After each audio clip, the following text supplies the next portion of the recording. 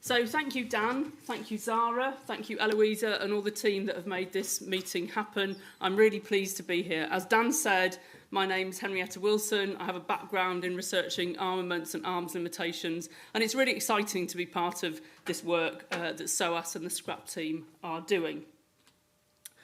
So I'm not going to speak for very long. I've been told to speak for between 7 and 10 minutes, so please save any questions you have. What I'm going to do is speak very briefly about the Scrap Weapons project that Dan introduced us to, and then about some of the research that we've been doing that fits within that. In particular, I'm going to introduce a forthcoming book that we've been working on. So as Dan mentioned, the Scrap project is all about building intellectual and practical tools that support disarmament. The idea being it's all very well to have big picture visions, that's important, but it's good to give the world guiding tools for how to operationalise and achieve those visions.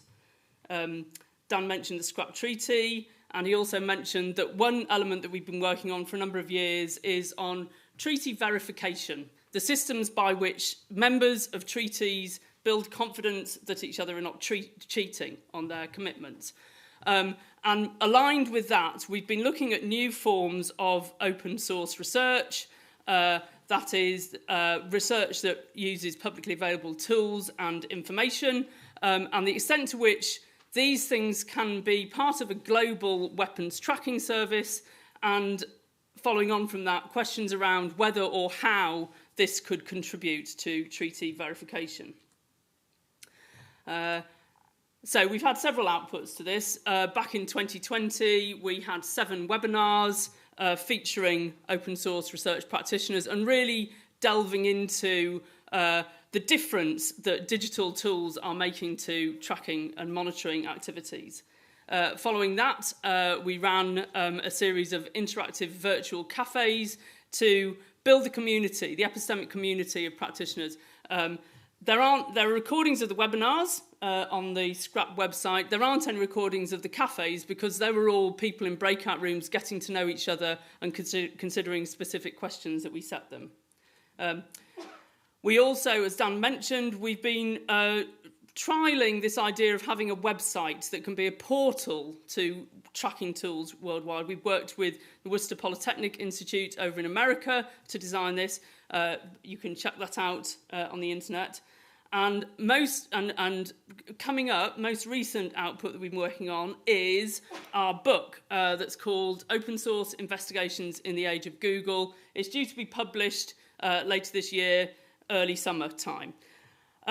So I've kind of plugged our work.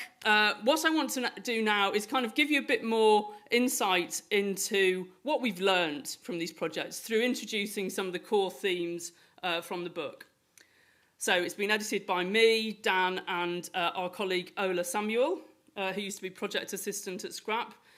The book has 18 original chapters from open source research practitioners, journalists, experts from academia and think tanks. We're really grateful to them. They're a phenomenal set of people who accommodate prize winners and rising stars in this community.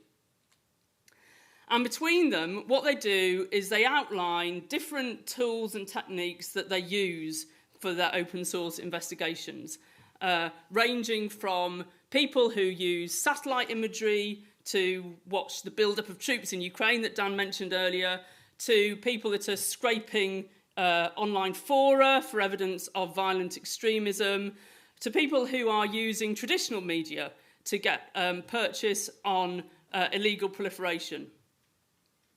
The chapters also showcase some diverse applications. We have people who are writing about how open source investigations can be used to track human rights abuses, nuclear proliferation, chemical weapons use. So there's a whole bunch of different applications being talked about. The chapters between them also consider the opportunities of these sorts of investigations, thinking about the extent to which they can enhance the possibility for transparency and accountability in global systems, as well as their limitations. For example, it's not always clear how to distinguish between good or bad open source investigations. And the chapters also address dilemmas facing this field.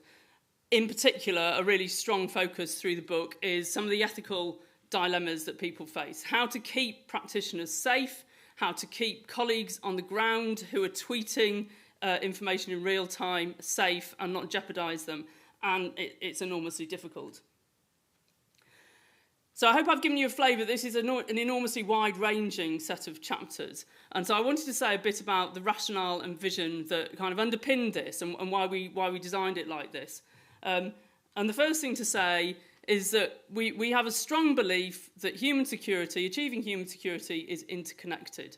That while in some cases it's really important to consider threats to human security in isolation. If you're designing an internationally legally binding treaty, it's quite important you define what you're looking at. Like some of the things Dan mentioned, you might define missiles or you might define nuclear weapons. So there's a sense in which you categorise and you separate some things. Nevertheless, in a world where you are able to access digital tools to monitor things, there are opportunities here to look across threats to human security as well as within them.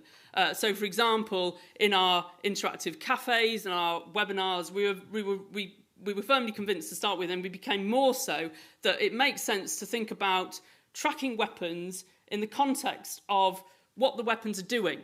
So look at the effects as well as the technologies that are spreading. A second thing that we were really keen to showcase through the book was this sense that was a sense of the potential for open source investigations. And one really key thing here is that the new digital approaches to monitoring can really empower a diverse set of actors. So back in the 70s, back in the 80s, access to satellite imagery was really restricted to a few very well-resourced governments. Now, with open sources, it's not universal, but it does mean there's far better access to the sorts of tools that we're talking about. So, for example, under-resourced states can use a lot of these things. International organisations can, in theory, you have access to these technologies. It gets a little bit more complicated in terms of what they're actually allowed to do, but also many non-governmental organisations and individuals can use this. So there's this sense that accountability and transparency is not in the exclusive hands of governments. I'm saying this very broadly. There are limitations to these, and I'm very happy to talk more about those in the questions. Another point that runs through our book is there's huge benefits of delving deep into single cases, becoming truly expert in allegations of use of chemical weapons or proliferation finance. But there's also benefits in taking an integrated approach. And the community that's emerging is doing a bit of both. There are deep diver experts, and there are also people that are working across issue areas. So it's a very exciting space to watch. So I'm now just going to give you some examples to try and kind of ground it in some reality, some examples that are taken from book chapters. The first one is an investigation into what you can see on the left is a still from a video that was circulating on Twitter that showed a horrific incident. What looked like soldiers marching two women with two very young children into the jungle and executing them. And it set up horror through Twitter. It also set up denials from the Cameroonian government that it was anything to do with them. So a set of online investigators self-organised through Twitter and also then became part of a BBC Africa Eye investigation and went through the video frame by frame. You can see on the right, they then tried to line it up with imagery from Google Earth. It was very labour intensive. It took a lot of people, a lot of hard work, but they managed to narrow it down to a particular location. They also managed to, using similar techniques, find the time that it had happened. Because if you're looking at shadows and you're looking at the topography, you can see which crops might, whether it's wet or dry. So they narrowed down a time and a place, and from that they could go to Facebook. They found the people that did it. As a result, people are in prison. There are definite outcomes. So that's one example from our book. Sorry, I should give credit. That's from a chapter by Ben Strick, an extraordinary investigator, really, really powerful work. The second example, I must say, of many that I could choose, comes from a chapter by Andrea Carboni and I'm sorry, I can't pronounce her name, Cloney Raleigh, from ACLED, who use a completely different set of open source techniques. Rather than going for the digital satellite imagery tracking, their organisation employs humans around the world to scan journalism, and then they triangulate what they find to get evidence, kind of solid, transparent evidence of cases of political violence around the world, including Black Lives Matter in America, Yemen, so getting really robust numbers about deaths and harms that are done around the world. Our book also includes chapters about what happens next. You get a bunch of information, so what? We have chapters from Alexa Koenig and Lindsay Freeman from the Berkeley Human Rights Centre, who have devised this protocol which, if followed, means that the results from open source investigations can be used by the International Criminal Court.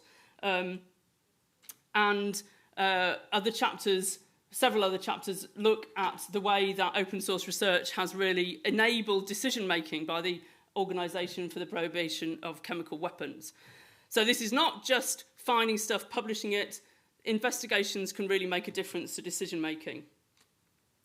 Another chapter by Jeffrey Duke in South Sudan looks at practitioners on the ground, looking at what's happening in their communities from the proliferation of small arms and light weapons.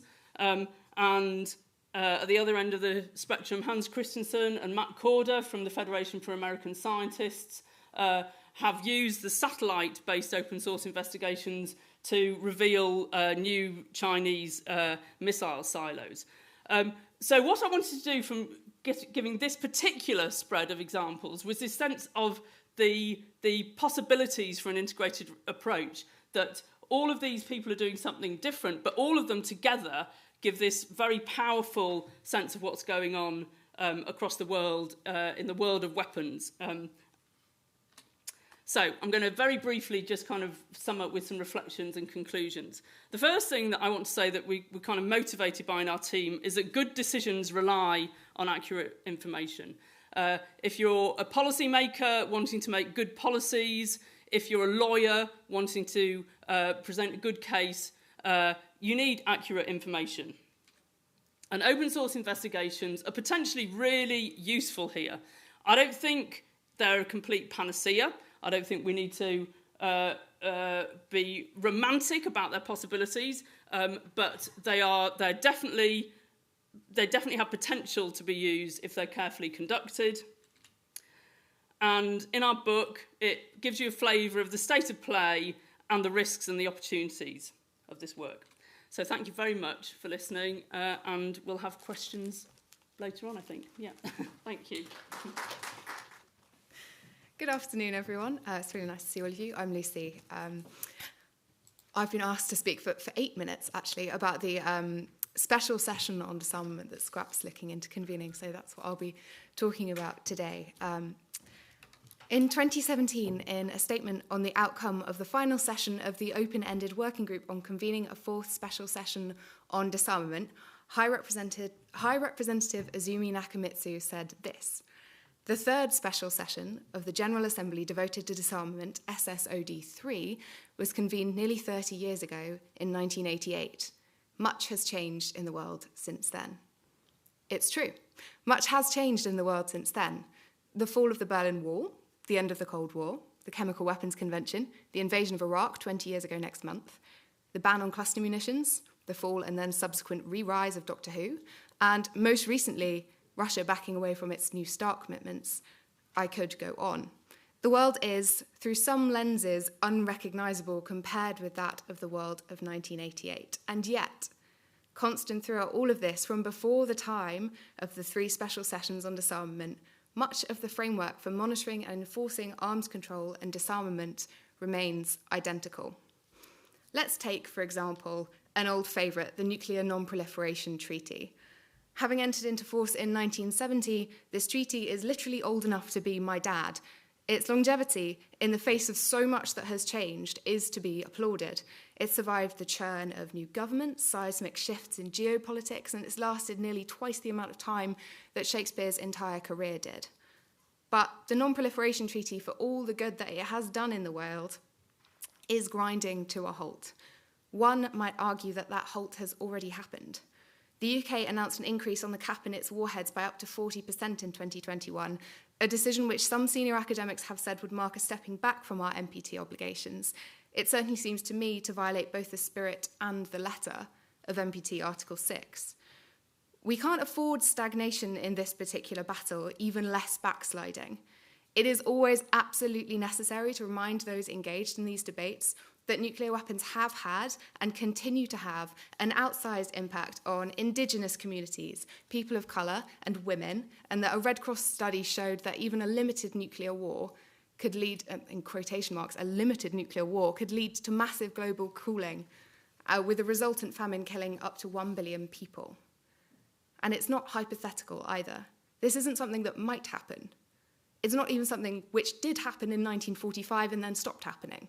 The ongoing impact of historic nuclear testing and use, the astronomical damage that uranium mining, for example, does to communities, the coercion that nuclear weapons represent just by their very existence, these things show that nuclear weapons, whether used, tested, or just simply existing in the world, represent a major and ongoing injustice.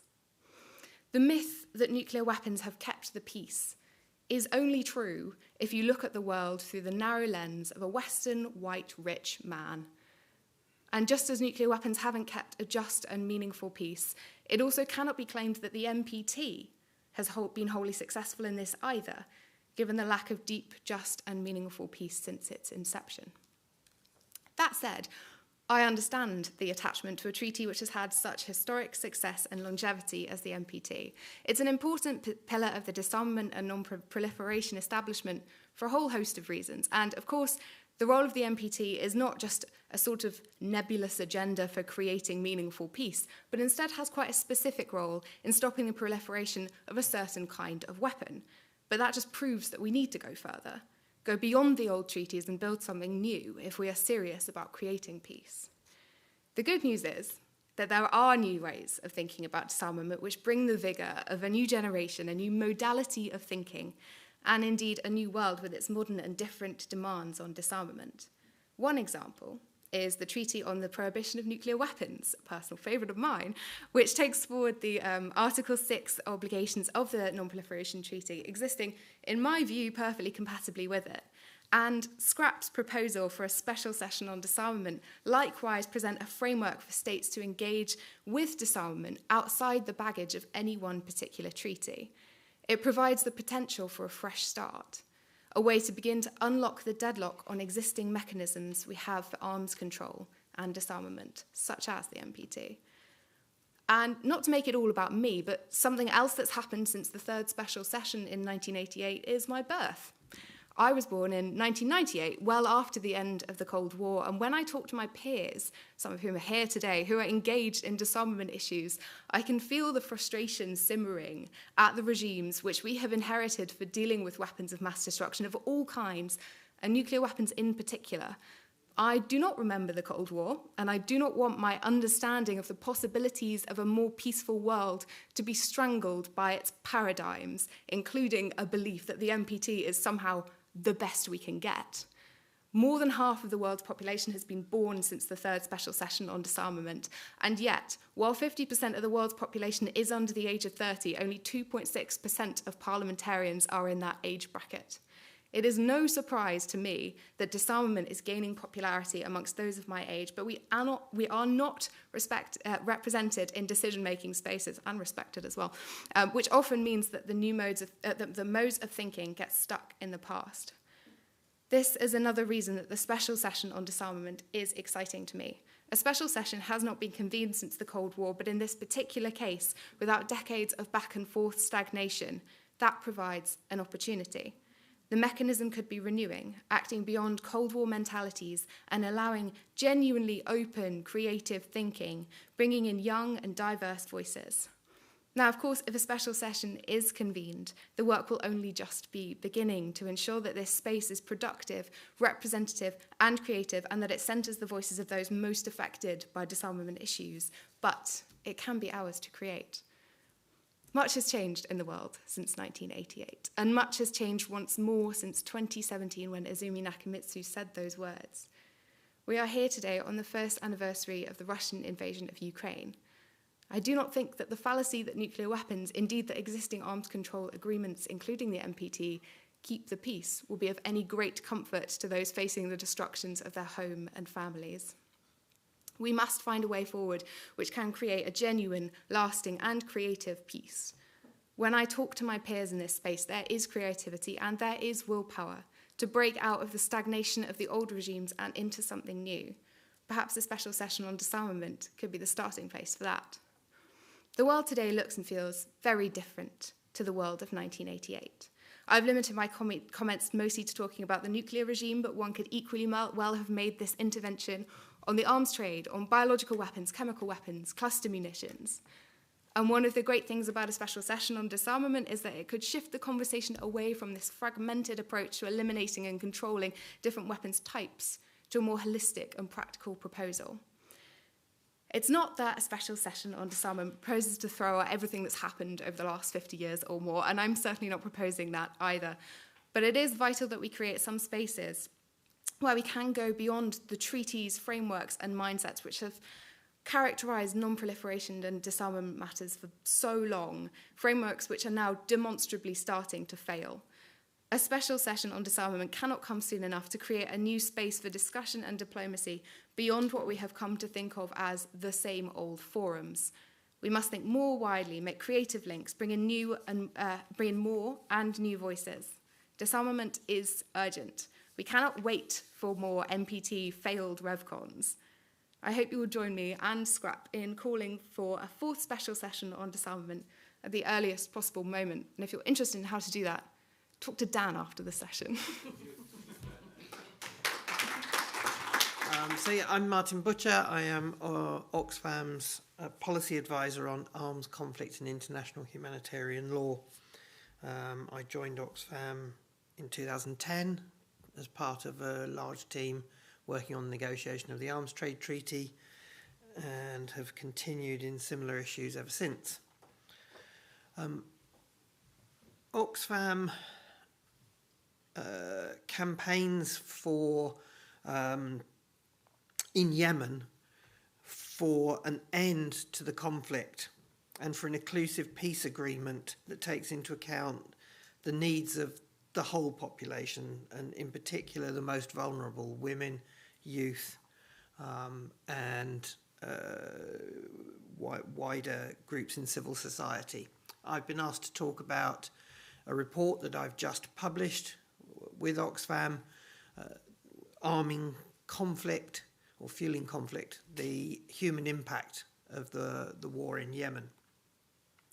The reason that I wrote this report is that we've been involved in a practical attempt to hold the British government to account for arming that conflict, a court case to try and stop arms sales to Saudi Arabia. Oxfam has always had a role in challenging authorities. The incredibly courageous committee of people that started the organisation in Oxford in the 1940s collected food and clothing and blankets to deliver to a Greek island where the civilian population was starving, and to get that material there, they faced down both Allied navies and the Nazis and simply refused to take no for an answer. So standing up to authority in order to help civilians is really what we do.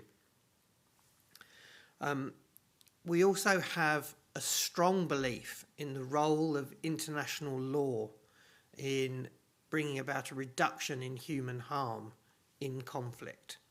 And that was a big impetus for my report.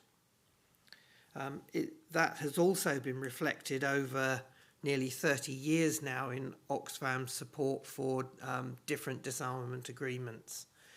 There is as you'll know, a strand of disarmament that first became fashionable in the 1990s, known as humanitarian disarmament. I might challenge that label in some ways because I think all disarmament is in the end humanitarian. Everything that reduces conflict between states, everything that makes conflict less lethal is humanitarian, but the specific purpose of humanitarian disarmament agreements is to reduce civilian harm rather than to build state security through arms reductions. And Oxfam continues to work in that area.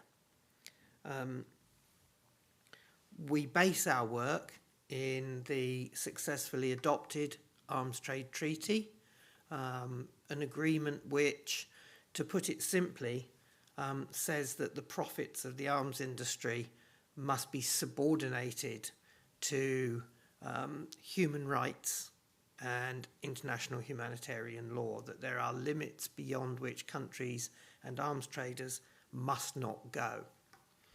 I wouldn't pretend for a moment that we are entirely successful in that aim, but we have begun down what will be a long road. And so the work we're doing in Yemen now and the report that I wrote is part of that. The latest war in Yemen began in 2014, and the Saudi-led coalition started their intervention at the end of March 2015. This has had a sustained and major impact on Yemeni civilians. Over 4 million are displaced internally. Many of those have been displaced multiple times as the fighting has moved to different areas of the country. There have been a very large number of civilian casualties by some counts, if you include all kinds of deaths that could be said to result from the conflict, including disease, hunger, as well as direct casualties, that it's hundreds of thousands of people have died. 80%, more than 80% of the population, almost 24 million Yemenis, depend on humanitarian assistance to get by on a day-to-day basis. 13 million of those are children. Something like 25% of the population, 7.5 million, are suffering from malnutrition, including 2 million children. Clearly the work of a humanitarian agency like Oxfam and all the others who work there is absolutely essential, as is bringing an end to the war. So in my report, I looked specifically at the harm to civilians that we need to stop. I researched a period of 14 months leading up to the end of February 2022. And in that time, I found 1,727 military attacks which caused civilian harm, about 4 a day. 25% of those attacks were airstrikes by the Saudi-led coalition, and we know that they were by the coalition because they're the only combatants in Yemen who have an air force. 32% of the attacks were by artillery, of varying kinds from all combatants. Overall, 85% of civilian harm in Yemen is caused by explosive weapons, bombs, missiles, artillery shells, and the other 15% by small arms. That's an important number because the long-term impact of the use of explosive weapons, particularly in populated areas, is much higher than that from the use of small arms and light weapons. You see the destruction of homes, the destruction of infrastructure, like electricity and water supplies, destruction of bridges and roads, other forms of transport, and the recovery of a country and of a civilian population after a war that involves heavy use of explosive weapons is much longer, much more expensive, and much more traumatic than one where explosive weapons are used less.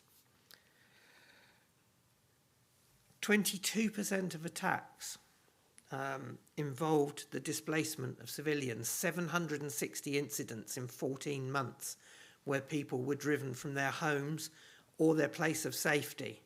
And as I said before, many people have been displaced multiple times, particularly in the fighting around the city of Marib.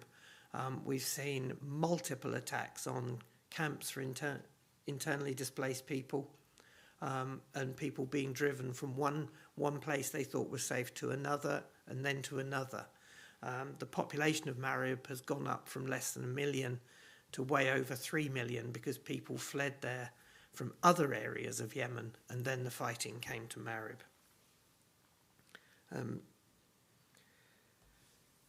About 1,500 incidents involved what is known as psychosocial trauma. It's post-traumatic stress visited on civilians from either seeing their homes destroyed, seeing loved ones killed or injured, or any of the many other factors that come in.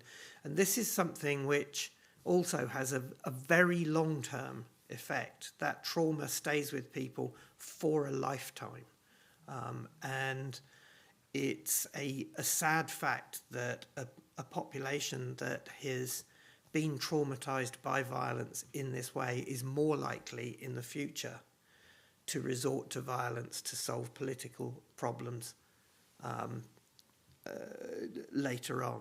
So that there is a real risk of a cycle of violence perpetuating itself.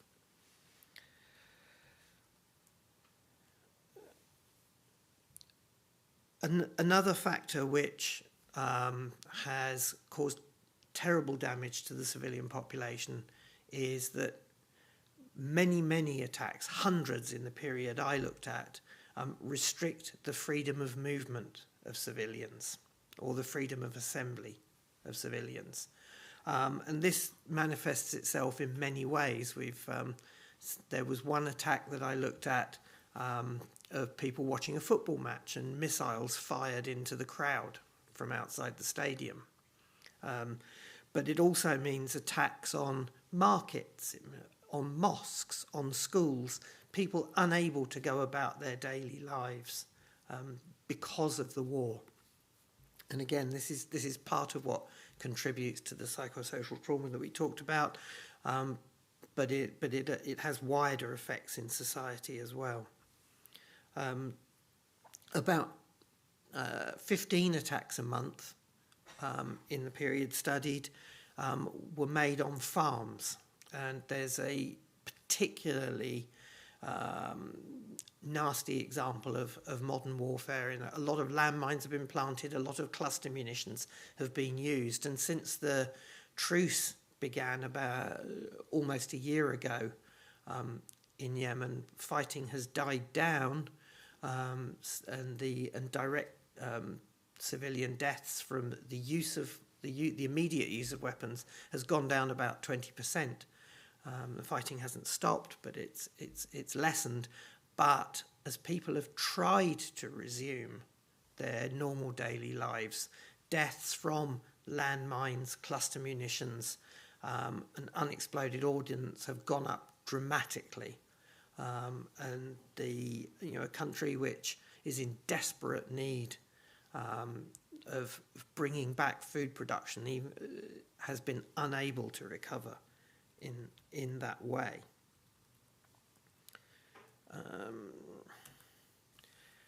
So coming on to the arms control part of this from the civilian harm. The civilian harm explains why Oxfam wants arms control for the war in Yemen. And the arms control agreements can be very, very useful, not only in preventing war, but once war has started, in reducing harm within war and bringing an end to war. This war, the war in Yemen, is a civil war, but one which is heavily, heavily influenced by outside combatant parties and outside influences. The war would not be possible without the supply of arms from outside the country to all combatant parties, and without the support of outside parties for the combatants inside Yemen. In many ways, the people of Yemen are victims of power politics in the struggle between Iran and Saudi Arabia, and between their supporters in the wider world. The UK alone, since 2015, is estimated by researchers to have supplied about £23 billion worth of weapons to Saudi Arabia and its allies in the Saudi-led coalition. That may be an underestimate. The US has supplied far more. One of the first acts of the war, in fact, demonstrates the dangers of the policy of arming for peace.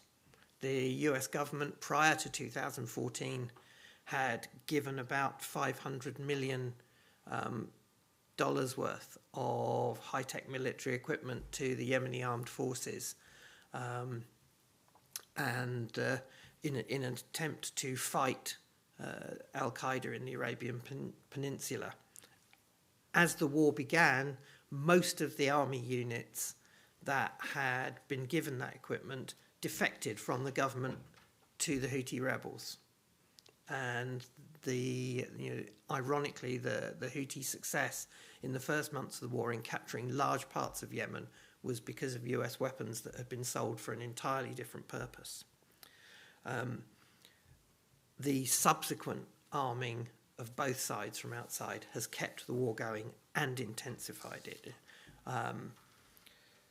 Whether that's weapons sold openly on the international market, or, as in the case from Iran, the smuggling of weapons into the country and technology. Cutting off this supply of arms would, at the very least, damp down the conflict. There is very little indigenous arms production in Yemen, although it's one of the sad facts in this area to emerge from the war is that technology transferred to in terms of ballistic missiles, cruise missiles and drones into the country now means that many fighters in Yemen have a very significant technological capability to produce that kind of weaponry. We have evidence, however, that cutting off the supply of arms, even now, has a positive effect. The Biden administration, while supplying ballistic missile defences and cruise missile defences to Saudi Arabia and the UAE after attacks on oil installations in those countries, cut off the supply of arms and the supply of spares that could be used to carry out attacks in Yemen. Subsequently, they told both those countries that until there was an ongoing positive peace process in which the coalition was engaged positively, there would be no restart of arms supplies. And this has had a very positive effect in stopping the aerial bombardment of Yemen and encouraging the coalition parties to negotiate more seriously than might otherwise have been the case. There's a long way to go, but arms control works. As a final note, I would say in this area, arms control and arms reductions, collection and destruction is going to be an absolutely vital part of any peace agreement in Yemen. The country is, as many countries are at the end of a long war, massively overarmed, and Yemen, in terms of personal firearms, was second only to the United States in the number of small arms per head before the war started. That number of weapons and larger weapons has dramatically multiplied in the last 7 or 8 years. We've taken the British government to court to try and stop one part of those arms supplies because there has to be accountability for actions, and international treaties like the Arms Trade Treaty are only effective if people who fought for them to be put into place fight for them to be properly implemented once they are in place. And that is what we are doing. We are saying there is obvious evidence of serious violations of international humanitarian law being carried out in Yemen with British weapons. So the sale of those weapons must stop until that is no longer the case. Preserving civilian life and preventing harm to civilians in conflict is a vital part of Oxfam's mission. And with my work and the work of many others in the disarmament sphere, hopefully we can make a lot of progress, not only in Yemen, but in Ukraine and elsewhere in the world in coming years. Thank you. Thank you all for your interventions. There are a few questions online. You're welcome to stay seated and just turn the mic on to respond. But in the meantime, are there any questions from the people present here? I'll go online to give you guys some time to have a think. Our first question is from Rohan Mehta on Zoom.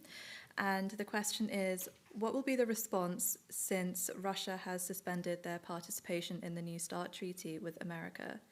And if this is a possibility, how can we guarantee assurance from the scrapping of nuclear weapons by each country?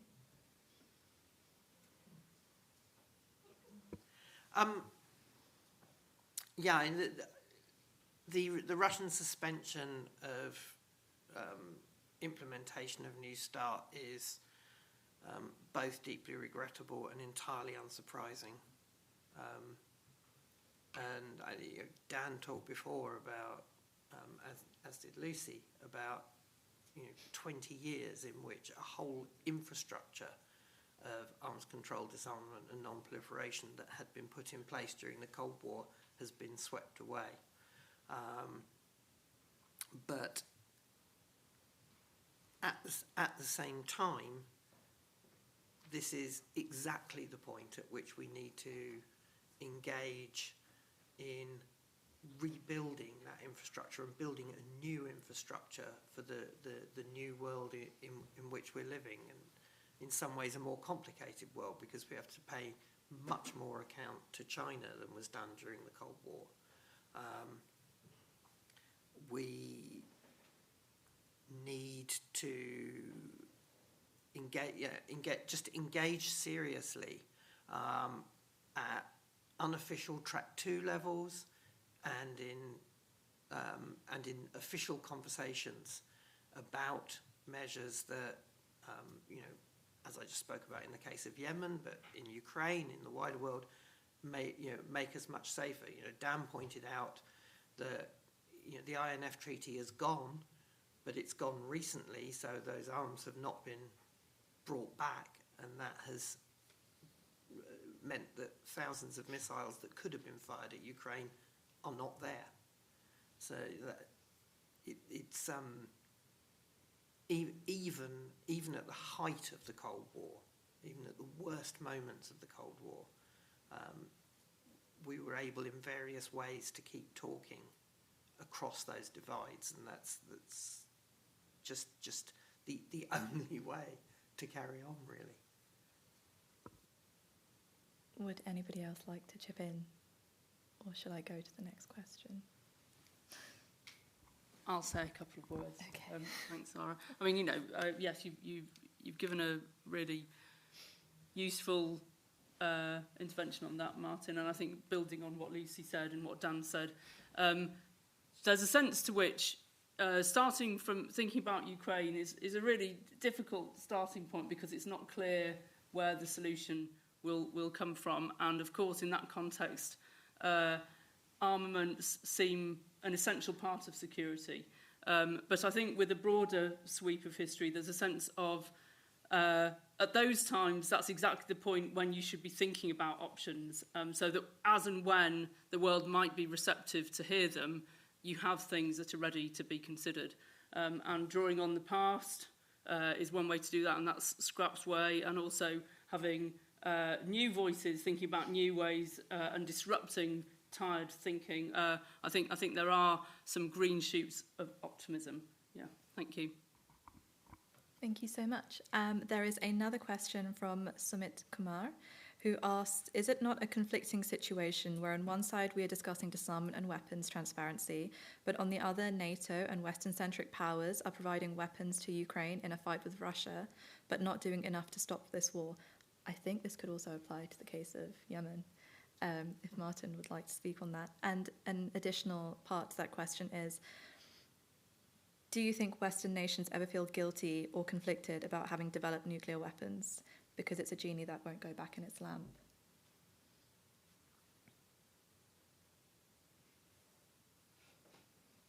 Who would like to start? All right, I'll take the first part, but because I was thinking about that, I wasn't especially listening to the second part.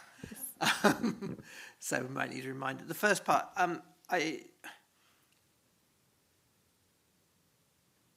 so from Oxfam's point of view, since I'm an Oxfam representative here, we're not opposed to the trade in arms. We're not opposed to countries implementing the right to self-defence. That's part of the international order. And the supply of arms to Ukraine to enable it to defend itself from what is obviously an illegal invasion and the destruction of swathes of its country is something that is entirely proper in international law. And the right of self-determination of peoples is also being upheld, another big part of the UN Charter. At the same time, as you say, as we've seen in Yemen, just fueling a war and doing nothing about the longer term is only half the answer at best. I haven't had a chance to look at the details yet, but while we've been here, there's a set of 12 principles from the Chinese government for principles for peace in Ukraine. And I mean, that's maybe a hopeful sign. I think it's, I would have wished to see maybe different rhetoric, but it's not a situation where I think it would have been right to just leave the people of Ukraine to be overrun. What was the second part? The second part was, do you think Western nations ever feel guilty or conflicted about having developed nuclear weapons because it's a genie that won't go back in its lamp, and because every country is working towards developing nuclear weapons in their arsenal to gain that edge and strength? Conflicted, yes. Guilty, I doubt. It so happens it was something that came out of Western nations, but the physical principles behind nuclear weapons would have been discovered at some point by somebody. And I mean, in fact, there is a uranium mine. God, I'm going to forget where it is now. But there is in Africa there is a uranium mine where there are small, slow chain reactions happening. So that physical principle existed in the world before it was discovered by people. And yes, it's not possible to put the genie back into the bottle. You can't just magic away nuclear weapons, but you can remove them from global arsenals, and you can put in place measures to stop people building them. That's actually relatively easy compared to other kinds of weapons because the infrastructure you need to make a nuclear weapon. I wish people felt guilty about it more than they do. I wish people felt more conflicted than they do, because if they did, they might be more willing to get rid of them.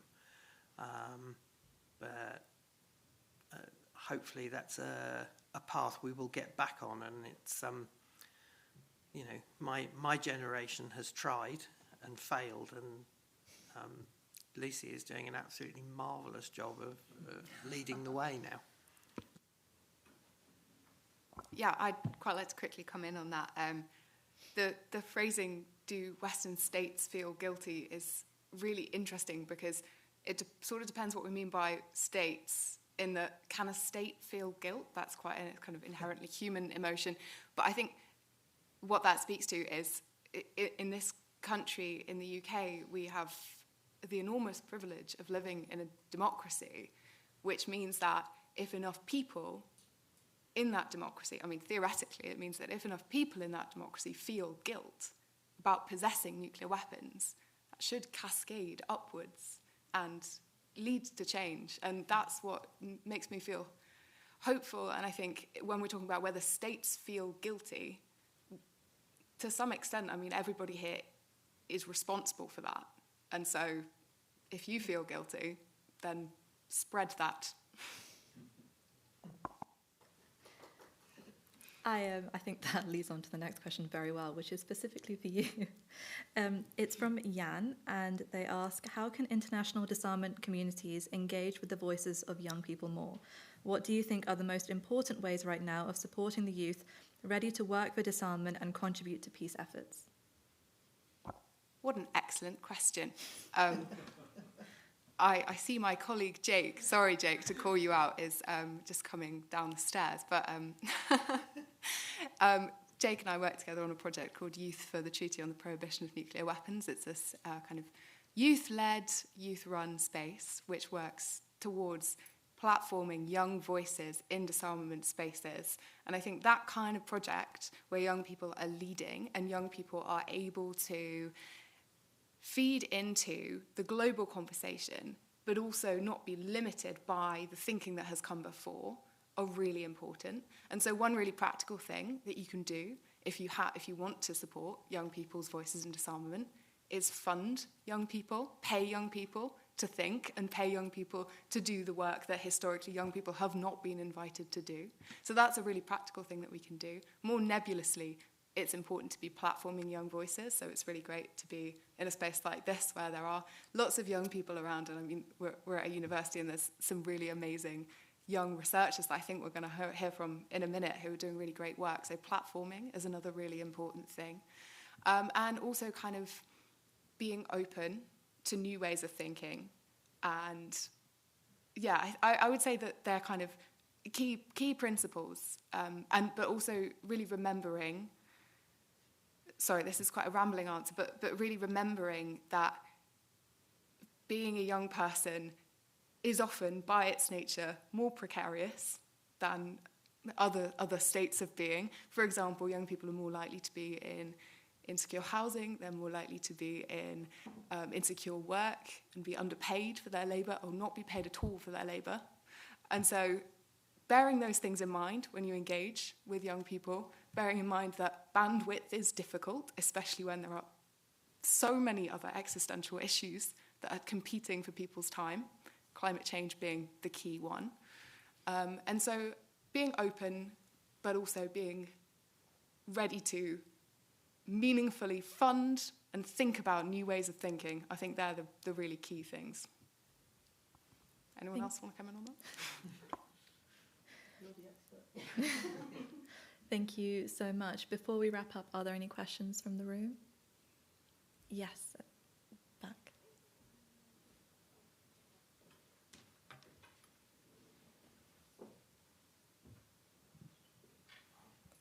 I'm going to take a seat.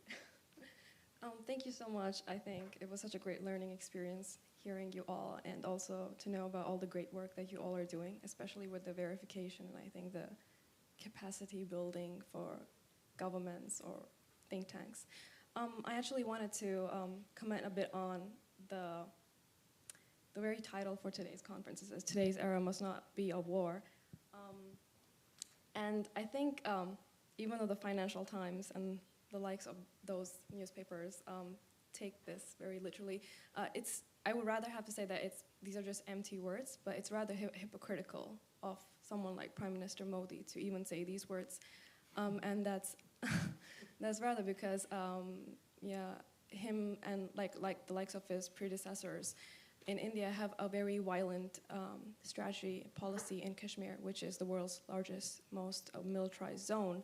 So this is a hypocritical statement, and because it's the title for today's conference, I just wanted to ask about how do you think that you get countries, or rather governments like India, accountable for their war crimes and human rights violations and all of their arms deals with US or Israel in terms of like their allyship with the West? And you can clearly see this is that you don't hold countries like India accountable for their crimes because they are your strategic ally against China, against Russia. And so a lot of their crimes don't make it to the UN or to like a lot of platforms because it's very smart thinking, because the West doesn't have like economic interests maybe in Kashmir, or because this is not Russia or this is not China that you're talking about, but it's India. So how do you get countries like India to be held accountable? And how do you actually also think of involving international neutral organizations in regions like Kashmir, where you actually have India not allowing international organizations to come in and take in data or like verify? So I don't think, and with all the also tech-savvy lockdowns that you have of India in Kashmir with the communications blockade and the whole of internet banning for like 2 years, there's not much you can do with verification in terms of satellite or like just international organizations going there and taking data, because that's not allowed, it's not permitted. So how do you, I have just these two questions, how do you get a country like India to be held accountable when they have such great allyship, and how do you get involved in regions where you're not allowed to be going there to take in data? So there's basically no data to be held accountable for. Thank you so much. Thank you. Really important question, and you raised some really important themes. I'm afraid I don't have any easy answers. I completely recognise the situation you're describing, and we could mention other places in the world that similar dynamics are happening. So the question: how do we build accountability? I think it's really difficult. I think I could give you some sort of principles that transparency matters. It matters to the victims. They want to be known. They want the violations to be known about. So it's important that people carry on trying to collect robust data and store it before it disappears. In places where there's where it's blacked out and you can't get anywhere. Well, I don't know the situation you're describing, so I don't know the extent to which it's true. I know in general, data does often find a way out around the cracks, and organisations like Oxfam and ACLED have found ways to find it. It's not very satisfying because it takes a long time to collect and verify data, and then it takes an even longer time to find ways to use it. but it's the start, and I hope it's better than nothing. Yeah. Martin, did you have anything to add to that? Yeah. I mean, it is extraordinarily difficult, and I think there are maybe a couple of answers, both of which are unsatisfactory, but both point away to the future. The first is that the arrangement in the UN Security Council and in global institutions that was arrived at the end of World War II is manifestly no longer useful in the way it is set up for the current world, and has to be reformed. And in particular, the way in which all 5 permanent members of the Security Council use their veto in that body to protect violations of the laws of war and human rights abuses by allies and client states is appalling and needs to be brought to an end. That's something which a lot of people have been thinking about for quite a long time, but there is, I think, slowly a head of steam building up behind that. That is not something that will be done quickly and easily, but it does point the way to a future where challenging those power structures is easier. The second is, even in situations where getting data about violations out is really, really hard, I think Henrietta's right, ways are found. All 30 years ago, 40 years ago, when I got into this field, satellite photos were something only governments had access to. Now, NGOs I work with routinely buy satellite photos of the most secret areas for £200 or £300. So it's well within the reach of almost everybody to access pretty much everywhere on Earth. So information finds a way out, and we have a process parallel to the court case in this country that I talked about, where human rights organisations in Yemen have collected data about violations of international humanitarian law in that country to an evidentiary standard necessary to go to the International Criminal Court and try to launch cases against combatant parties in Yemen. That's something which can be replicated in other places, and the means to do that are improving almost on a daily basis. So I absolutely recognise the problems that you have described, and that some situations are much harder than others. But I would be optimistic in the long term. My name is Sasha, and I work closely with an organisation called HWPL. And I think this can be for any of you, but maybe particularly you, Martin, might find it interesting. A group called ILC, International Law Committee, drafted a new international law. From what you were saying, you said strong belief in international law is very important. Kind of what you were saying as well, Lucy, when you were speaking, that the UN, the Security Council, many of the policies that have been made are very, very much outdated for today. We've brought the law to the UN and things like this, and it is being reviewed. But I wanted to ask you, what do you think are some of the barriers from any one of your perspective of why we are not coming together to implement these kinds of things and speak louder about changing international laws? Because when I come to many events like this, everyone speaks about it, everyone says we should do it. But what do you think the barriers are to actually having these changes made in this generation so that we don't repeat the same mistakes every generation? Right, since you asked, that's to me the answer is power. The people that have the power don't want things to change. The Western states who have aligned to support Ukraine have, in the past year, an exemplary record of calling out all kinds of violations of international humanitarian law and the jus ad bellum before that with respect to Russia's actions. Those same states sponsor or carry out very similar crimes in many places across the world. And it's a principle for us that international law must be universally applied if it is to be meaningful. So I think that's the answer, really. It's power.